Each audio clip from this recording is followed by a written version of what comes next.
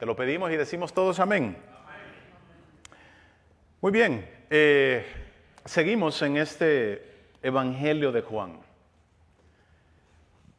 Algo de notar del apóstol Juan es que cuando él describe los milagros del Señor, no sé si lo ve, que él es breve en la manera como describe los grandes milagros del Señor. No hace mucho alarde, no da mucha explicación. Vaya abriendo su Biblia ahí en el capítulo 6 de Juan. Y vea esto, uno de los ejemplos lo vemos en el versículo 11, de la manera como él describe o va describiendo esos milagros. Como por ejemplo, el sorprendente milagro de la alimentación de los 5,000. Fue grandioso, ya hemos hablado un poquito de ello. Pero mira las palabras sencillas y modestas que el apóstol usa en el versículo 11. Entonces, Jesús tomó los panes y habiendo dado gracia, los repartió a los que estaban recostados y lo mismo hizo con los pescados, dándoles todo lo que querían. ¿Verdad que no hay mucho ahí? Sencillo lo que pasó. De la misma manera, mire, cuando él caminó sobre el mar, sobre las aguas, en el versículo 19, él dice, cuando habían remado como unos 25 o 30 estadios, o sea, unas 2-3 millas dentro del lago o del mar, vieron a Jesús que andaba sobre el mar y se acercaba a la barca y tuvieron miedo. Eso es todo lo que él presenta acerca del milagro. Ahí no hay mucho alarde, no hay mucho asombro, no hay mucho sensacionalismo. No hay eso que, y salió una voz. No, tranquilamente. Pero pareciera que lo que el apóstol quiere es que él se apresura a contar el milagro para poder llegar rápidamente a lo que el Señor tenía que decir, para llegar lo más pronto posible a su mensaje. Porque mire que aunque los milagros revelan el poder divino, son sus palabras lo que definen exactamente o correctamente lo que es el Señor o quién es Él. Por eso usted me oye el énfasis de nosotros conocer la palabra, porque cuando conocemos la palabra, lo conocemos a Él. Porque todo lo que conocemos de Dios es lo que Él ha revelado en su palabra. Pues parece que ese es el mismo énfasis del apóstol Juan. Y en su revelación, Juan dice que Jesús, Él es el Hijo de Dios. Él es el Mesías. Él es el Salvador del mundo. Él dice que Él es el único que puede dar salvación a todo aquel que crea en Él. Porque ya dijimos, ¿verdad? Lo que hemos visto, cómo Juan nos ha presentado esto, que las señales o los milagros por sí solos no son suficientes para la salvación. Lo vimos. Cómo estas personas vieron milagro tras milagro. ¡Wow! Y aún con todo eso vimos que descaradamente, por no usar otra palabra, vinieron al Señor y todavía le vinieron a exigir más señales. ¿Qué más puedes hacer para que nosotros veamos y para que nosotros creamos? Dimos un poquito, ¿verdad?, de esto la semana pasada y dijimos que cuando una persona piensa de esa manera, es una falta de reverencia a Dios. Y eso era lo que estas personas estaban presentando con la manera como hablaban con el Señor. No le tenían ningún respeto, no había reverencia en ellos. Lo que se podía ver era su ceguera espiritual. ¿Y por qué no? Eran egocéntricos, solo buscando su bienestar. ¡Qué tremendo!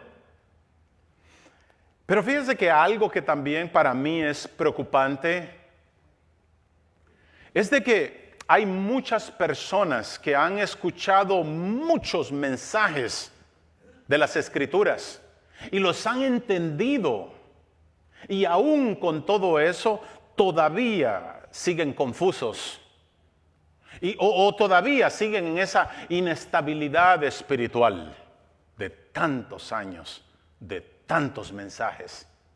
Y todavía siguen batallando. Eso para mí es preocupante. Lucas capítulo 16, el versículo 31, dice el Señor Jesús, dice que a los que rechazan las escrituras que ya han sido reveladas, o aquellos que la ven como que no son suficientes para la salvación, él dice literalmente que nunca van a creer o nunca se van a persuadir, aún si alguien se levantara de los muertos. Tremendo golpe. Y es tan tremendo que cuando nosotros vamos a las Escrituras, vemos lo terrible que fue la incredulidad de estas personas, hablando en el tiempo de Jesús, los fariseos, que dice que allá en Marcos, en el capítulo 15, en el versículo 32, dice que tanta era la incredulidad que aún cuando el Señor estaba en la cruz del Calvario, le gritaban, y oiga lo que le decían: el Cristo, Rey de Israel, descienda ahora de la cruz para que veamos y creamos. Hasta allá llegó su incredulidad. ¿Hasta dónde llegará de nosotros? Después de tanto tiempo. Y se cumplió, miren lo que el Señor Jesús dijo. Porque aun cuando Él se levantó, todavía cuando se levantó de los muertos, la palabra del Señor nos dice que ellos simplemente no creyeron. Es más, trataron ellos de esconder las evidencias. Y dice que mintieron acerca de la resurrección del Señor. Estaban dispuestos o predispuestos a simplemente no creerle al Señor. Qué terrible. Bueno, en la sección que vamos a ver, obviamente son demasiados versículos. Hay muchos puntos que son claves, pero ¿sabe algo que también veo ahí? Hay bastante repetición. Y es una manera o es un estilo del Señor, el que Él usaba especialmente cuando las personas no querían entender. Lo martillaba una y otra vez. Vaya conmigo, por favor. Vamos a leer esta vez del versículo 35, como dice ahí, hasta el versículo 51. ¿Está conmigo? Dice: Jesús le dijo: yo soy el pan de vida. El que a mí viene nunca tendrá hambre, y el que en mí cree no tendrá sed jamás. ¡Qué maravilloso! Eso es salvación. Mas os he dicho que aunque me habéis visto, no creéis. Todo lo que el Padre me da vendrá a mí. Y al que a mí viene, no lo echo fuera. Porque he descendido del cielo, no para hacer mi voluntad, sino la voluntad del que me envió. Y esta es la voluntad del Padre, el que me envió. Vea cómo repite, para asegurarles lo que les quiere decir. Que todo aquel que me diere no pierda yo nada, sino que lo resucite en el día postrero. Y esta es la voluntad del que me ha enviado. Que todo aquel que ve al Hijo y cree en Él tenga vida eterna, y yo le resucitaré en el día postrero. ¡Pum! Otra vez. Murmuraban entonces de Él los judíos, porque había dicho: yo soy el pan que descendió del cielo. Y decían: ¿no es este Jesús, el hijo de José, cuyo padre y madre nosotros conocemos? ¿Cómo pues dice este: del cielo he descendido? Jesús respondió y les dijo: no murmuréis entre vosotros. Ninguno puede venir a mí si el Padre que me envió no le trajere, y yo le resucitaré en el día postrero. Escrito está en los profetas, y serán todos enseñados por Dios. Así que todo aquel que oyó al Padre y aprendió de Él, viene a mí. No que alguno haya visto al Padre, sino aquel que vino de Dios. Me imagino a Jesús ahí señalándose: este ha venido del Padre. De cierto os digo, el que cree en mí tiene vida eterna. Yo soy el pan de vida. Vuestros padres comieron el maná en el desierto y murieron. Este es el pan que desciende del cielo, para que el que de él come no muera. Versículo 51. Yo soy el pan vivo que descendió del cielo. Si alguno comiere de este pan, vivirá para siempre. Y el pan que yo os daré es mi carne, la cual yo daré por la vida del mundo. ¿Cuál es el mensaje? Debemos comer. No cabe duda que en verdad esta porción es una porción de las Escrituras poderosa. Mire, aquí está ocurriendo lo que aquellos profetas del Antiguo Testamento anunciaban que un día vendría. Ve en el versículo 50, él dice, este es el pan que desciende del cielo. Eso era lo que estaban anunciando. En el versículo 51 vuelve también a decir, yo soy el pan vivo que descendió en el cielo.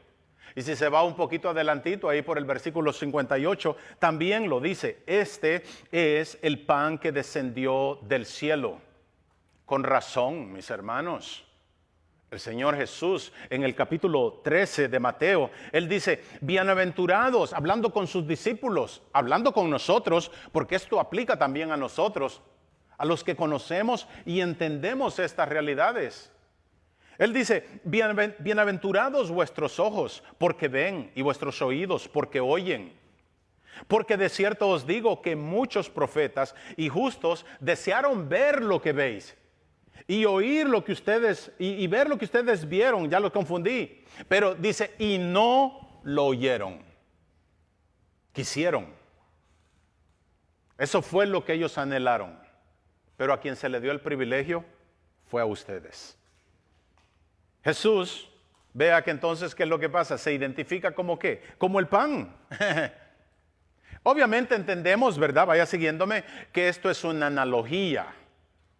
Él no está diciendo que Jesús es un pan y que ahora tiene tantas mordidas. No es lo que está diciendo. Parece cómico, pero hay un montón de personas que se han confundido con esto. Todo lo que esto es una analogía. Es algo que el Señor quiere representar. Pero mire que esta analogía representa en verdad de una manera maravillosa la razón por la que Jesús vino. Y Él vino para alimentar el alma hambrienta. El alma que está necesitada de Él. Mire, porque cuando nosotros pensamos en el pan, cuando pensamos en la analogía del pan, eso viene y despierta en nuestras mentes una idea de cómo nosotros podemos relacionar todo esto con nuestra necesidad espiritual. Piensa en el pan, piense en la comida. Bueno, piensa en comer, pero no tanto, no piense tanto, no quiero que se me distraiga demasiado. Se lo digo porque a veces nosotros vamos con mi esposa a Puerto Rico y cuando vamos a esas panaderías allá a comprar pan, cuando lo metemos en el vehículo, ¿verdad? Y ese olor se empieza a desprender. Huele tan sabroso, huele tan rico y al estarlo viendo ahí, ese pan nunca llega entero a la casa. Nunca. Es más, hay veces se tiene que comprar uno para el camino, ¿verdad? Porque acaba de salir de la panadería. Pero ¿sabe qué? De la única manera que nosotros podemos saber cómo sabe el pan es que tenemos que comerlo. Pensando entonces en comer,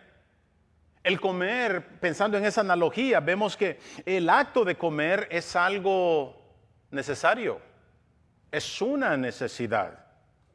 Y si queremos obtener los nutrientes del pan, ¿verdad? Que tenemos que comerlo. O sea, no es suficiente con que nosotros analicemos el pan. Imagínense a nosotros ahí en el vehículo, que lo analicemos. No es suficiente que lo sintamos, que lo apreciemos. No es suficiente que lo olamos y nos llenemos con ese olor. Ni siquiera es suficiente que conozcamos a la persona quien horneó el pan. Tenemos nosotros que comer para podernos entonces nutrir. Eso es lo mismo, mire, es lo que nos está presentando el Señor Jesús aquí. Si lo aplicamos entonces a lo espiritual, a alguien le puede gustar todo lo que el Señor hizo. Y la persona puede gustarle la compasión que el Señor Jesús tuvo con los demás. E incluso se pueden asombrar por los milagros que Él realizó. O se podrían impresionar con la sabiduría del Señor. Pero si alguien o usted no viene al Señor, créame que el Señor no le va a hacer ningún bien a esa persona. Y eso es lo que el Señor Jesús le está diciendo a ellos.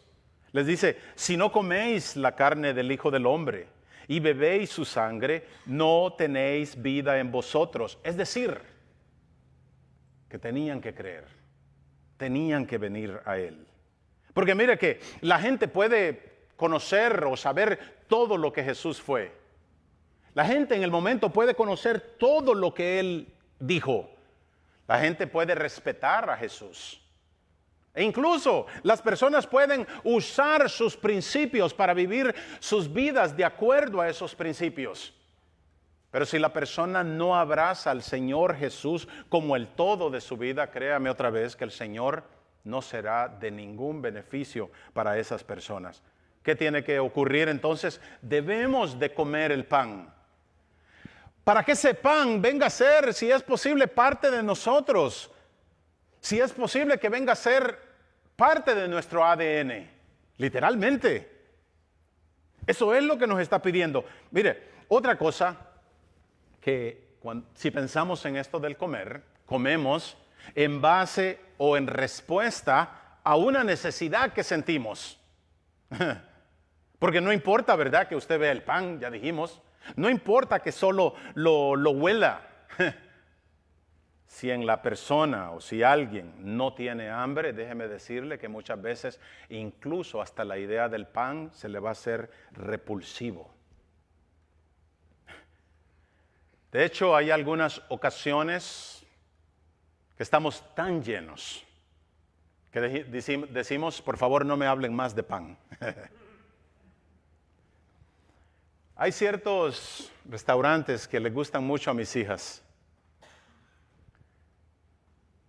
Y yo sabiendo que ya acabamos de ir a comer y sabiendo que ya están llenas porque fuimos a otro lugar, vengo y yo les digo, ¿les gustaría ir a tal restaurante al que supuestamente ellas responden de que comerían de ese lugar todos los días? Y cuando las invito a ir a ese lugar, me contestan con unos gestos repulsivos. No. Vea lo que ocurre. No fue que fueron a comer lo que a ellas les gusta, pero ya comieron algo que las llenó. Y ahora ya no quieren de aquella comida favorita según ellos. Totalmente diferente, ¿verdad?, cuando andamos con hambre. Y cuando parece que trae como un león en el estómago. Nos identificamos con eso, ¿verdad? Cambia el escenario. Ahora empieza a anhelar la comida. Es más, la empieza a saborear antes de que se la den. Y hay algunos, o habemos algunos, ahora no me quiero excluir, a veces hasta nos enojamos cuando no nos la dan. Nos molestamos entre aquello.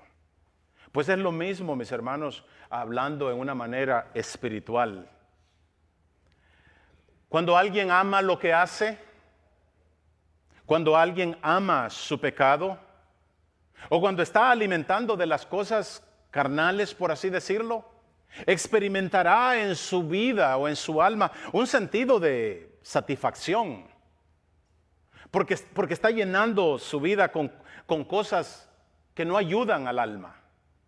Y entonces la idea de la necesidad espiritual también se les hará extraña, serán indiferentes, será incluso hasta repulsivo. Y cuando entonces le sirve, hablando en este idioma, a esa persona, le sirve a Jesús en la mesa, no se les va a hacer para nada apetecible. Lo van a despreciar. E incluso hasta pueden llegar al punto de burlarse de él. Porque todo este tiempo han estado engañando su alma con cosas que no le ayudan. Cambiemos el escenario. Pero cuando alguien tiene hambre espiritual, sabiendo que todo lo que ha estado es consumiendo, perdonando la expresión, la chatarra del mundo, y sabiendo que todo aquello lo ha dejado incluso con más necesidad, y siente, por decirlo así, el hambre de su estómago o el hambre en su estómago espiritual, y siente el profundo deseo por despojarse de todo aquello que entendemos que es pecado. Y siente un fuerte temor del juicio porque entiende su condición perdida. Y se da cuenta que nada ha podido llenar aquel vacío que hay en su corazón o en su vida. Pues es solo, dice la palabra, hasta cuando una persona tiene hambre y sed de justicia, es que entonces sentirá la necesidad de comer cuando se le presente el pan, que es el Señor Jesús.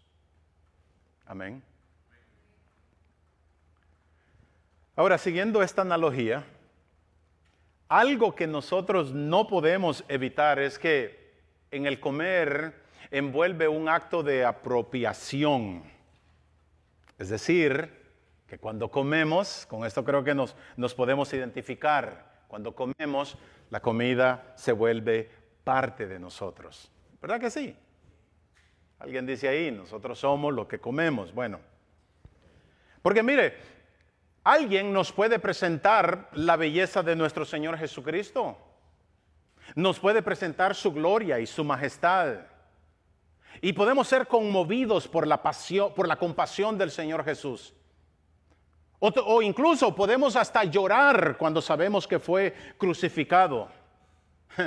Pero es solo hasta cuando nosotros le rogamos a Él que sea parte de nuestra vida. Y solo cuando nos apropiamos del Señor es que entonces Él viene a ser parte de nosotros.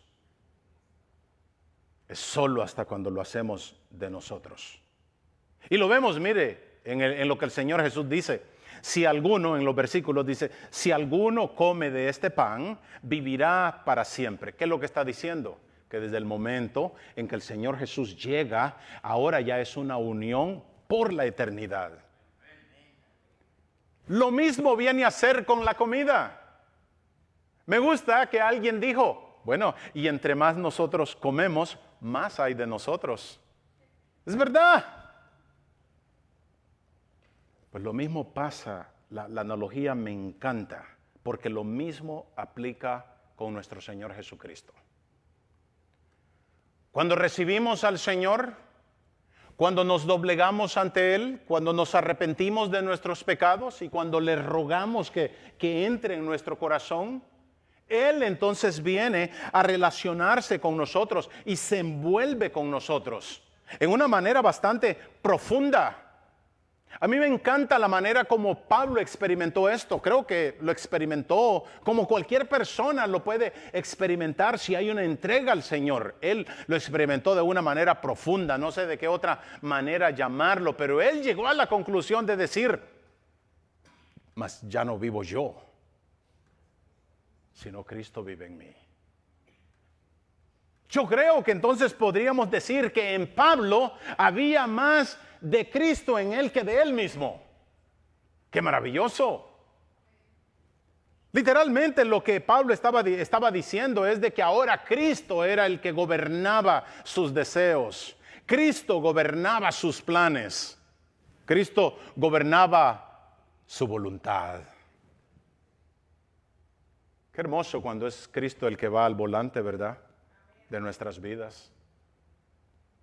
Y esa era la confianza que tenía Pablo. Algo con la comida, podemos decir que el comer es algo personal. Porque mire, usted puede tener la necesidad de nutrirse de los alimentos. Usted puede tener la necesidad de la energía que ellos producen. Pero si alguien no come, no le hará ningún beneficio.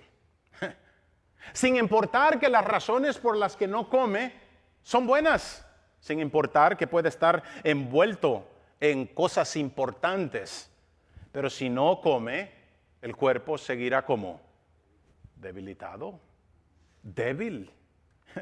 Y la cosa, mire, es que no podemos decirle a alguien, pensando en la comida, mira, ¿podrías comer por mí? Porque estoy muy ocupado.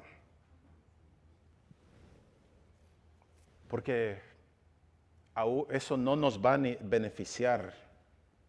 Lo mismo aplica en el ámbito espiritual. Si no comemos, seguiremos en nuestra angustia espiritual. No es como algunos esposos, ¿verdad? Que a veces lo hacen y dicen, bueno, ya envié a mi esposa. O viceversa. No, el asunto aquí es algo espiritual. Es algo personal.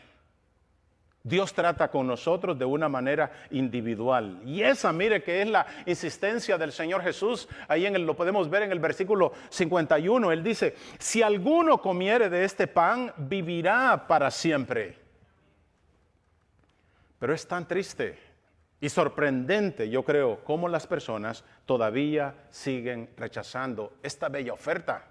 Porque lo es. Es una poderosa oferta. Pero si no tienen hambre, porque están llenos del alimento que perece, que era lo que el Señor Jesús les estaba presentando, o si están satisfechos en lo que están haciendo, ya sea públicamente o secretamente.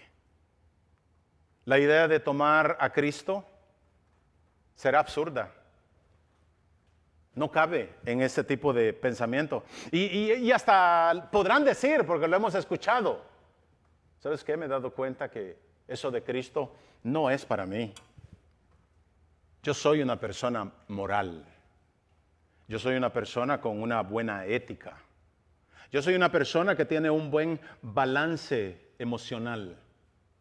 Como diciendo, esto de Cristo es para los débiles. Esto de Cristo es para los que no pueden manejar sus asuntos. Esto de Cristo es para las personas que se sienten solas.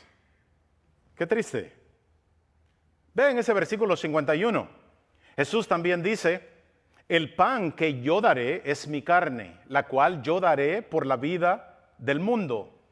Vean lo que empieza a hacer ahora el Señor. Ahora empieza a definir lo que es ese pan.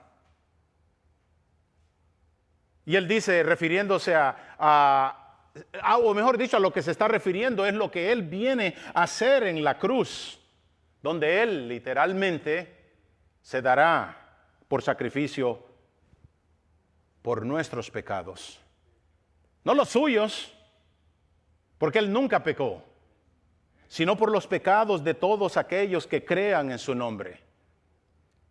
Y mire que cuando usted piensa en esto, eso era necesario. Era necesario que el Señor Jesucristo muriera. Porque si Él solo hubiera venido, vamos a pensar en este escenario. Él solo viene y Él dice, yo soy el pan vivo. Y Él solo hubiera venido a encarnarse como Dios en un cuerpo humano. Y Él hubiera venido a decirnos, aquí estoy, tarán. Y después de eso, Él hubiera exigido nuestra obediencia y nos hubiera mostrado el modelo para lo que deberíamos de ser. Si eso fuera nada más, nuestro Señor Jesucristo sería como uno más de esos líderes que han levantado grandes religiones. Y viviéramos en la misma miseria, porque todo lo que podríamos entender es que jamás tuviéramos la capacidad para alcanzar el modelo que el Señor espera de nosotros.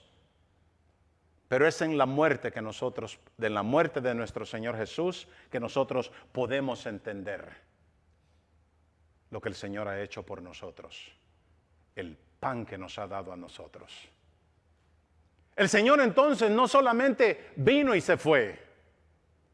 No, la palabra del Señor dice que Él vino y murió, porque en su muerte nosotros encontramos lo que es la liberación de nuestras almas.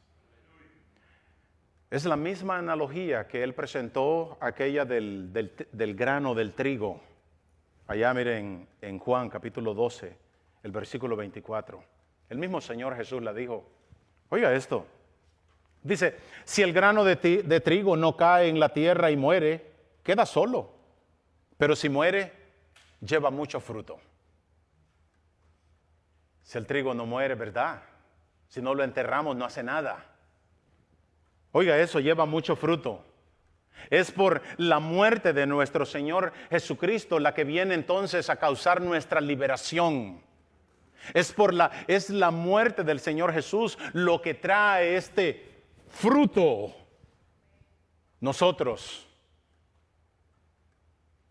Solo es hasta cuando el trigo muere que entonces se puede convertir en pan. Y eso es lo que está diciendo el Señor Jesús. Unos minutos más. Qué maravilloso, mire. Es la muerte de nuestro Señor la que viene a darnos vida. Y es lo que el Señor Jesús está diciendo, que para ser el pan, Él tiene que ser la vida misma. Él tiene que ofrecer su misma vida. Por eso Él dice, yo soy el pan vivo. Porque eso es lo que significa ahí en ese versículo. Mire cuando Él dice, y yo daré, y yo os daré. Está ofreciendo esa es la promesa de su muerte. La promesa que Él ya sabía desde antes de la fundación del mundo. Eso es lo que se ha venido o lo que se venía anunciando desde el Antiguo Testamento. Ese era el pacto que se había hecho desde allá. Por eso es que si ve Hebreos el capítulo 9, el versículo 22, él dice que sin derramamiento de sangre no hay remisión o perdón de pecados. Tiene que haber derramamiento de sangre. Tiene que haber un precio. Alguien tiene que pagar. Y eso fue lo que el Señor Jesús hizo por nosotros. Oiga cómo lo pone Pedro, primera de Pedro, capítulo 2, el versículo 24. Dice que Él mismo llevó nuestros pecados en su cuerpo sobre el madero, para que nosotros, estando muertos a los pecados, vivamos a la justicia, y por cuya herida fuimos sanados. No está hablando necesariamente de una sanidad física. Está hablando de la herida de muerte que nosotros teníamos a causa del pecado. Esa es la herida que el Señor viene a sanar. La sana de una vez por todas. Mire que, y lo sabemos,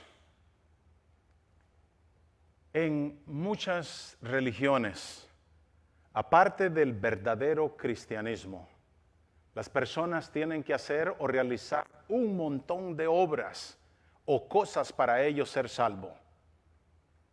En otras palabras, tienen que hacer, a veces incluso, hasta sacrificar su vida misma para alcanzar la salvación, según ellos. Y nada de eso los va a salvar. Oiga lo que dice para nosotros, primera de Timoteo, capítulo 2, el versículo 6. Dice que Jesucristo fue nuestro sustituto, porque Él se entregó como rescate para todos. Y eso era, mire, lo que se venía anunciando desde antes, del Antiguo Testamento. Eso era lo que se tenía que hacer para poderse enmendar aquella catástrofe que ocurrió allá en Génesis, que fue la caída de la humanidad, la caída del ser humano. Pero mire que es tan triste que Jesús, aun cuando les dice a estas personas, si alguno comiere de este pan, o si alguno creyere, vivirá para siempre. Ahí se los puso. Ahí se estaba sirviendo al frente de ellos. Desafortunadamente, todas estas personas despreciaron aquella bella oferta. Y la palabra del Señor nos dice que todos se condenaron. La pregunta todavía sigue vigente para nosotros. ¿Qué nosotros vamos a hacer con esa oferta? Amén. Y esa es la decisión que nosotros tenemos que tomar con nuestras vidas. No solamente probar a Jesús de vez en cuando, no solamente entender que Él es bueno, sino es rogarle que Él sea parte de nuestra vida. Es rogarle que Él sea el todo en nuestras vidas. ¿Qué le parece si se pone en pie, por favor, y vamos a orar?